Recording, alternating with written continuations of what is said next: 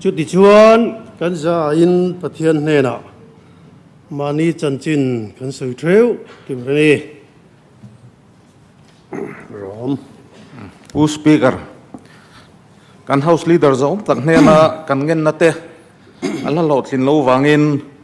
voinia budget presentation isu hen lo to mai don mai puma budget presentation hi kan len mai ro lo cheu ni ti kan han sila ni bye nag tu aron le leula thadra bye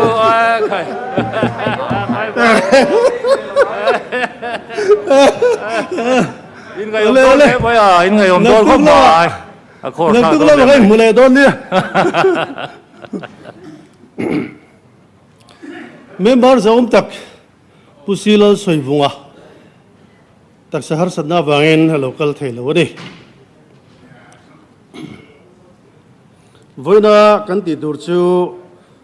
budget presentation ani ya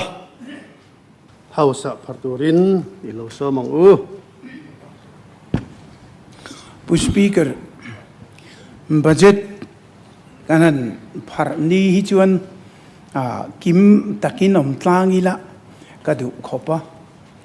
nya kan soi tongin ela hero rel na tur mun ani lo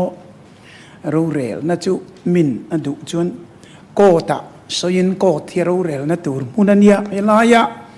kamilam ngai tu lova FSC kuami hidiani ro pui takani teron au ngot na mun ka ani chia lo deva eng poni shela